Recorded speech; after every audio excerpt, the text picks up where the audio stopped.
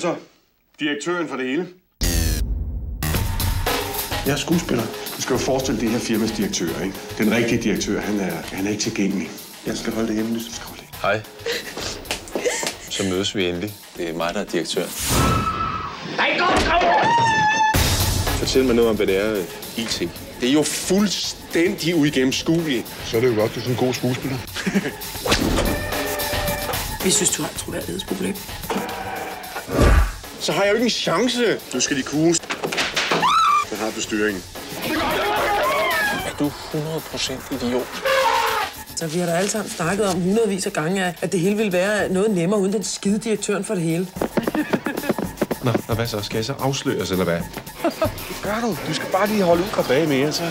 Jeg vil meget gerne holde det på et helt simpelt plan. Vær drillepind, du er. Ja. Vær mandsminister. Ja. Må jeg nu forlange, at du lever op til det hav af kontrakt?